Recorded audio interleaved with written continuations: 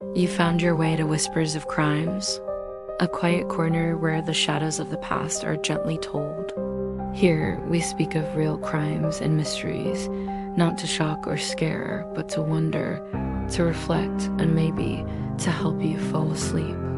So close your eyes, let your thoughts slow down, and come with me into tonight's case.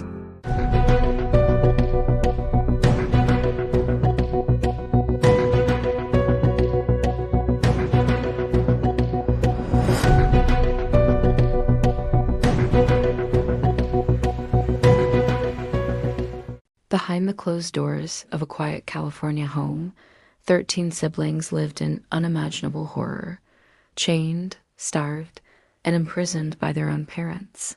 For years, their cries went unheard, hidden beneath a facade of normalcy. But one brave escape changed everything. This is the chilling true story of the Turpin family, a haunting tale of survival, abuse, and the fight for freedom. Chapter 1: The Turpin Family, a life hidden in plain sight. David and Louise Turpin appeared to be an ordinary, devoutly religious couple living in Paris, California, a small city about 80 miles southeast of Los Angeles. They had 13 children, ranging in age from toddlers to adults, though they chose to homeschool most of them, further isolating the children from public scrutiny. Despite living in a middle-class neighborhood, the family's house was reportedly in poor condition, with broken windows and an unkempt yard. The children appeared malnourished and sickly during rare glimpses outside, yet nobody suspected the true extent of their suffering and height. The eldest adult children weighed as little as 80 pounds despite being over 20 years old. Their bodies showed signs of prolonged starvation, and some had untreated infections and ailments due to lack of medical care.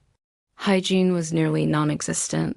The children were filthy, had long matted hair, and showed signs of severe neglect. The family's private lifestyle and strict Christian beliefs meant neighbors rarely saw the children outside the home, contributing to a facade of normalcy that concealed a grim reality. Despite being weak and malnourished, she escaped from the house and ran to a nearby neighbor's home. There, she used a cell phone to call 911 and describe the horrific abuse happening inside her family home. The Turpins reportedly claimed to homeschool them, but investigators discovered little evidence that the children were given any formal or consistent schooling. Doctors and psychologists began working to address their physical and emotional trauma, starting a long process of recovery. When officers arrived at the Turpin residence, what they found was shocking. 13 siblings, ages 2 to 29, living in filthy, lockdown conditions. Many were emaciated, covered in sores, and in urgent need of medical attention.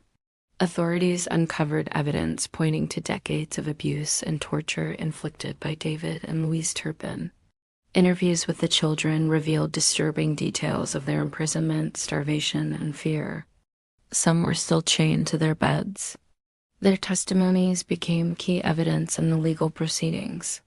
Prosecutors emphasized the cruelty and systematic nature of the abuse, describing how the parents isolated their children to avoid detection and exercised total control over every aspect of their lives. The isolation was psychological as well as physical. The children were forbidden from using the phone, leaving the property without permission, or communicating with anyone outside the family. The judge acknowledged the profound suffering endured by the children and the lifelong trauma they would carry. Both parents were sentenced to life imprisonment with the possibility of parole after 25 years. Many of them had to relearn basic skills such as walking, eating, and personal hygiene. Their malnourished bodies required months of nutritional rehabilitation. Therapy and counseling became critical components of their recovery, helping them process years of isolation, fear, and abuse.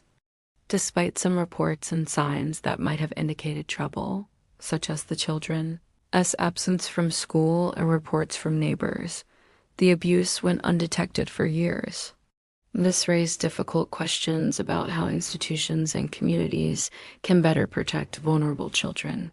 Many have expressed a desire to pursue education, careers, and normal social lives, goals that were impossible under the control of their parents.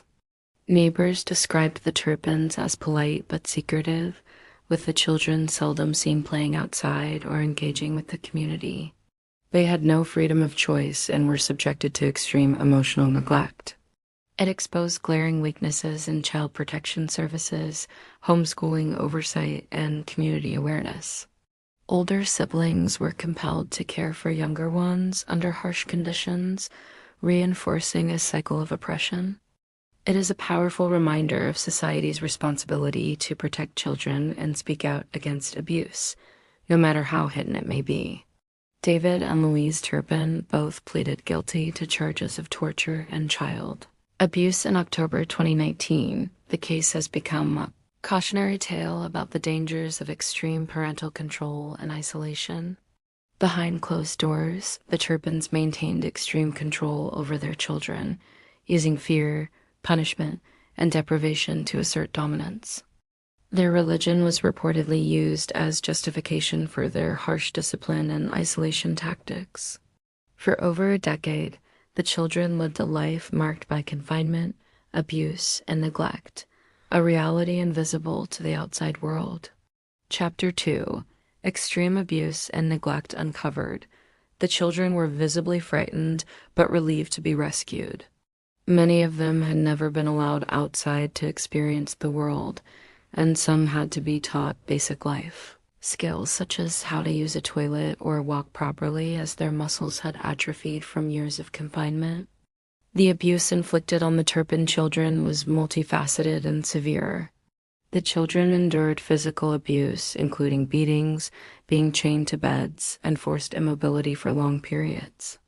Authorities found that some of the children were literally shackled to their beds with chains and padlocks, a terrifying method of restraint meant to prevent them from escaping or moving freely. Malnutrition was rampant. Many of the children weighed far less than expected for their age. The children's education was either severely limited or entirely absent. Psychological abuse was constant. The children lived in terror of their parents' wrath and were forced to obey rigid and arbitrary rules. Chapter 3: The Courageous Escape and Police Intervention. The situation remained hidden for years, until January 14th, 2018, when one of the Turpin daughters, then 17 years old, managed to break free. This phone call triggered an immediate law enforcement response. Police described the scene as one of the most severe cases of child abuse they had encountered. The children were taken into protective custody and immediately admitted to hospitals and care facilities. Chapter 4: The Investigation and Legal Charges Following the Rescue. A comprehensive investigation into the Turpin household began.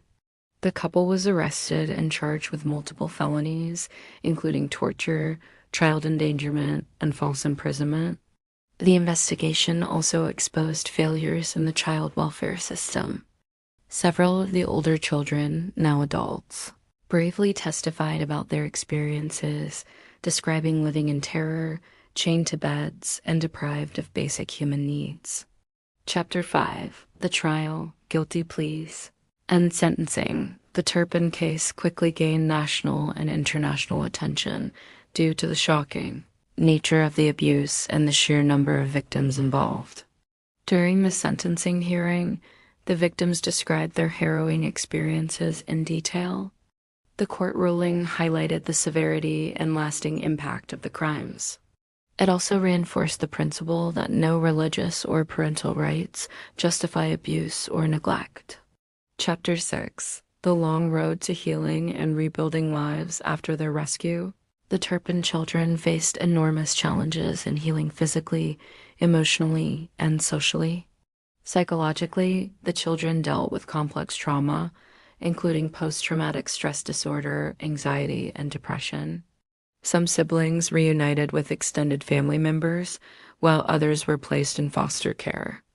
The survivors have become advocates for child abuse awareness, speaking publicly about their ordeal to help others recognize signs of abuse and encourage intervention. Chapter 7: Societal Reflection and the Legacy of the Turpin Case. The Turpin family case stands as one of the most extreme examples of child abuse in recent American history. In the wake of the case, social workers, educators, and lawmakers called for reforms to better detect and prevent such abuse.